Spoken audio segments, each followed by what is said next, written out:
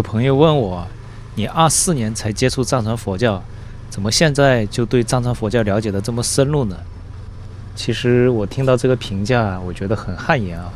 老实说，我觉得我现在对于藏文化了解的并不是很深入，而且有非常多的疑惑和不懂的地方。比如说，我到了25年的时候，再一次摩旅安多藏区，就是因为我对于藏文化有非常多的不解的地方，特别是网络上还有人跟我对线，每一次发藏传佛教或者是西藏的相关的视频，总有人在评论区刷什么人皮鼓啊、阿姐鼓啊、人骨法器呀、农奴字啊那些东西。对于这些东西，其实是有很多的矛盾点的，我也一直没有搞清楚。在请教了很多人，查了很多资料之后呢，我对于这些问题也才逐渐有一些明白。这也是我2025年摩旅安多藏区的主要目的之一。我在出发之前发了一条短视频在朋友圈，宣告了我这一次摩旅安多藏区正式成行。现在看起来，这更像是一条宣言。本以为只是一次旅行，却无意中碰到了藏地的密码。本以为只是一次探险，却没想到打开了新世界的大门。2024年我冬季摩旅西藏，最初只是想世界这么大，只想去看看，却没想到让我对于西藏的人文历史着了迷。想了解西藏的历史，就必须了解藏传佛教、藏地本教。我去查了大量的资料，结果网络上充斥着大量的人骨法器、人皮唐卡、男女双修之类的说法，甚至有人说藏传佛教不是佛教，黑暗程度堪比人间地狱。真的是这样吗？我一度非常的疑惑，慈悲为怀的佛教为何残忍？普度众生的菩萨缘何愤怒？我走过阿里，我走过卫藏，我走过康巴，藏地一圈考察走访下来，事情根本就不是网络上传的那样。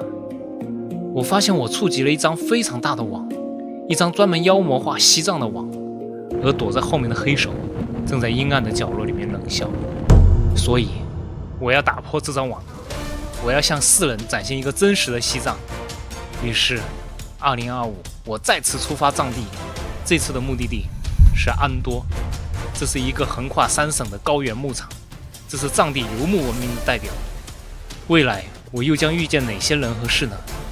藏地 vlog 2个月后继续更新，敬请期待。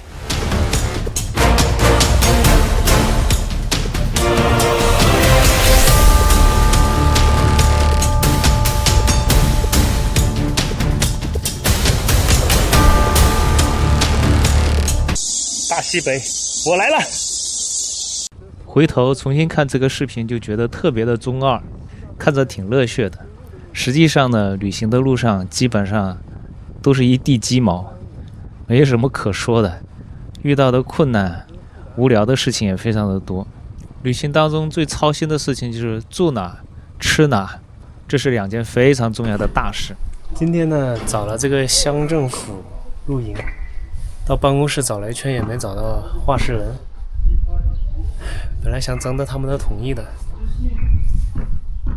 那边有几个人在那打篮球，然后问了一下他们说想露营就露呗，所以我就在这里搭帐篷了。终于把帐篷给搭好了。刚刚路过2个藏族同胞，说这个水啊是山上的山泉水，我看他直接就这样在嘴里喝，所以可见这个水是清冽又甘甜的。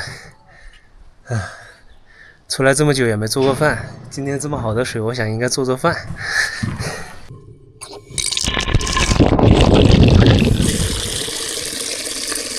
兴致勃勃的淘米做饭，结果拿出炉子来点的时候，却发现点火器坏掉了。这下直接就做不成饭了，不能做饭吃，只好退而求其次，吃泡面。刚刚跟那个隔壁的大叔要了一些开水，把面给泡了。哇，能吃泡面也还是很幸福的。可惜没做成饭。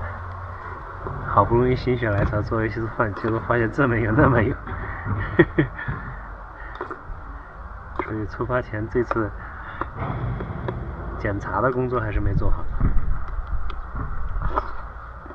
有一些关键的东西啊，比如说像点火器这种东西，就得备双份，万一坏了怎么办？对吧？像上次出来我就备了双份，有2个点火器，一个电子点火器，一个机械点火器，2个坏了总有一个工作嘛。现在是。你好，早睡再来。啊，好的。你是哪里的？我江西的。江西的。嗯。这么远？还好。还好。你是藏族的吧？藏族。嗯。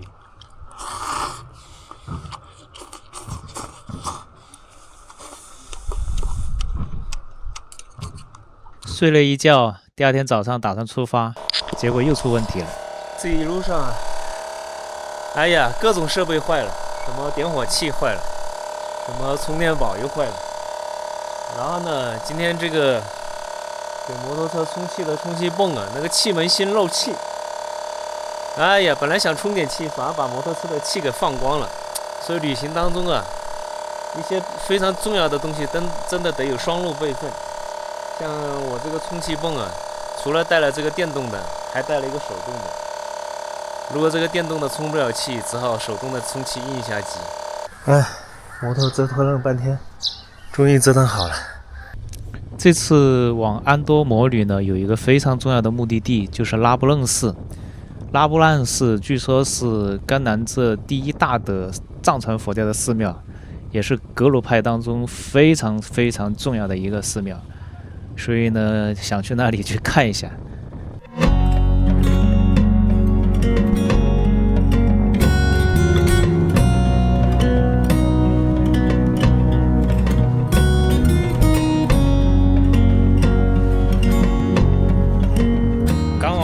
寺的路上呢，有个叫德尔隆寺，德尔隆寺就在前面。结果路过那个路口的时候，看写着一个牌子，禁止拍照、摄像什么东西的。哎，我一看就没意思，不让拍照、摄像，我去它干嘛呢？那些寺庙、佛像太熟悉了，除非能找到有意思的僧人聊一聊。但这种大寺啊，很难找到愿意跟你热情攀谈并交流的很好的僧人。所以呢，算了，明天再决定去不去吧。今天这里找到一个停车场，停车场正好出来绿树荫。我今天太热了，不想走了，今天就早点休息吧。现在5点多钟也差不多了，虽然太阳还老高。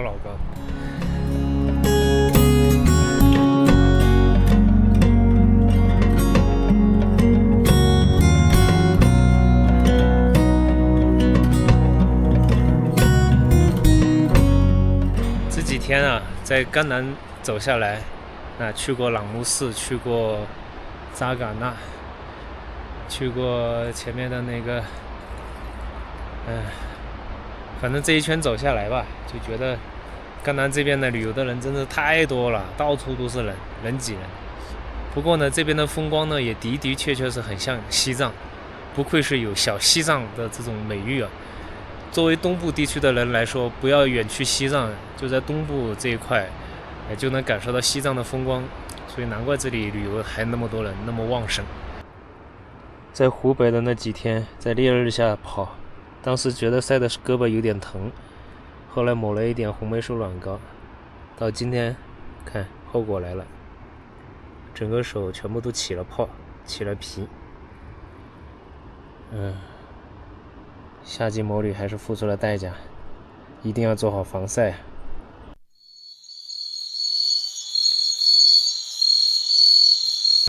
昨天呢，扎营扎在这个停车场，因为旁边有条河嘛，湿气还是比较重的，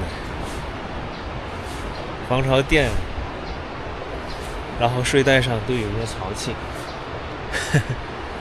不过睡得还是蛮舒服的。一觉睡到早上9点多钟。这有一只小羊在看着我，这个羊好像跟鹿一样，两只脚断了一只。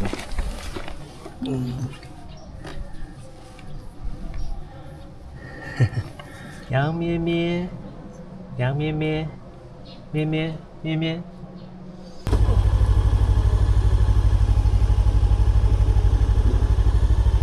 这个地方叫文强村的，这是路牌，上面写着马吉拉福藏，什么年宝堂遗址、德尔龙药水泉，什么达尔东圣湖，感觉全都是一些名胜古迹啊。但实际上我到前面转了一圈，啥也没发现，前面再也没有路牌指示了，所以根本就不知道那些地方在哪。哎，找了一圈。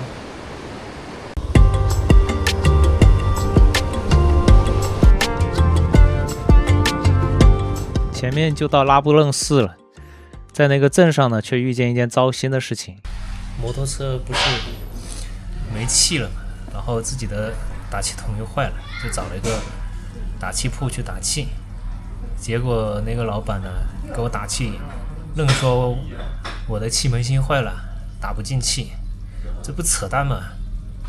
所以我感觉他是要坑我，赶紧离开他那里了。到了拉卜楞市已经是大中午了，肚子饿得慌，赶紧补充一点能量。等一下去把摩托车充气，然后去游览拉卜楞寺。果然前面的那个修车铺是一个混蛋，给我充气的时候偷偷的把我气门芯给拧松了，然后说我气门芯坏了。我现在换了一家师傅，他帮我把那气门芯拧紧，充上气了。这就是拉卜楞寺，哇，游客多到爆炸。怎么会有那么多人不要上班，天天出来玩呢？超级多的人，超级多的人。哦，这个钻金苍狼。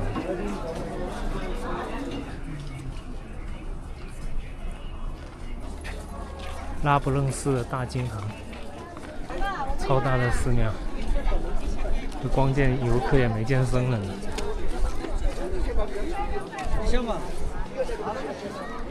这大金堂开放吗？我怀疑不开放，因为之前我已经去过贡巴寺的关系，所以对于拉卜楞寺的6大学院已经是非常清楚了，所以在这里的话就没有怎么去关注6大学院了。寺内的很多地方都是不让拍照和摄像的，所以进入到拉卜楞寺也只能是走马观花的看一看这些建筑外墙，还有就是满寺的游客。说实话，这样来这种寺庙游玩，我觉得真的很没有意思。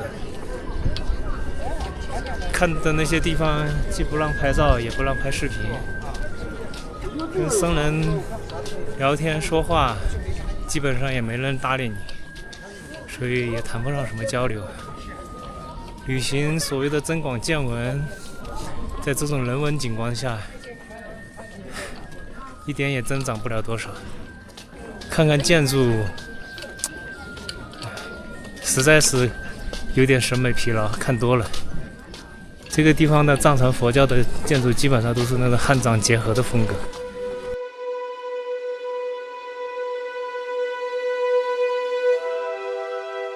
按道理来说，寺庙是属于僧人清修的地方，像我这样的游客来到这种地方去游览，会不会也是对他们是一种同样的打扰呢？所以站在僧人的立场来看我们，其实可能也是一样。一些来自天南地北的人操着不同的口音，在人家的地盘上随意走动，拍照打卡，有可能他们也是不胜其烦吧。我驾驶着我的铁马追风离开了拉卜楞寺。这一次拉卜楞寺的游览经历让我认识到，以后藏区的旅游胜地的寺庙可能再也不要去了，因为没什么价值，探索不到什么有价值的东西。这也直接导致了我后面的塔尔寺也没有去。现在我安多摩里最重要的一个目的地只剩下了西宁市的青海藏文化博物馆。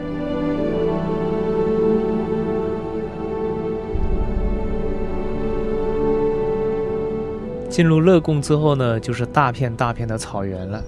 以前呢，我第一次入藏的时候看见这种草原，我还以为是山，现在才知道在这一片地区呢，其实没有完全的平原地形，基本上都是类似于丘陵地形，而这些丘陵上长的全都是草，所以呢，这一片其实都是草原。青海的草原，一望无到边。贡乃拉河亚口，海拔3633。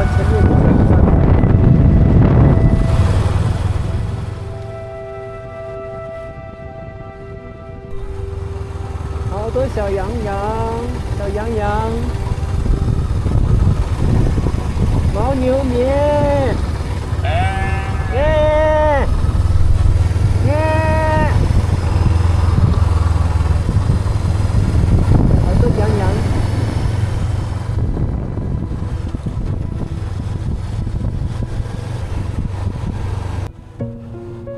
夏季出来摩旅，虽然天气炎热是一个很不利的因素，但是风景也是真漂亮，蓝天白云是真的蓝真的白，那草地也是真的是绿啊，一路心旷神怡。骑摩托车旅行相比开车出来自驾旅行，你就有一个很大的不同点，就是人在景中游。坐在汽车里面总归是像看电视一样的隔着一层玻璃看外面的世界，而骑摩托车你就完全融入在风景当中。但如果风景很恶劣呢，也是一样，比如说当下的烟尘。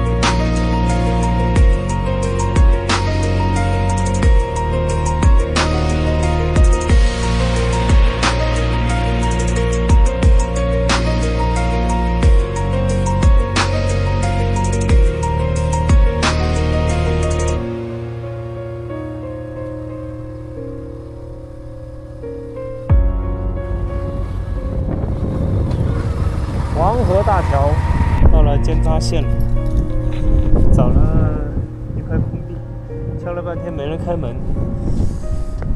哎，先住下来吧，到时候再跟主人说一说。这边就是黄河，这是我第2次到黄河岸边了。但实际上后来天黑之后呢，主人来了，他呢不允许我在他门口的空地上露营，把我轰走了。当天晚上又下起了雨，真的是很狼狈。后来在当地又找了一家酒店去入住，等到晚上再入住的时候已经晚上10点钟了。旅行当中呢，什么事情都有可能会发生，什么事情都可能会有。既然是在路上的话，遇到这些事情都是不可避免的，这也是自己的一个修行吧。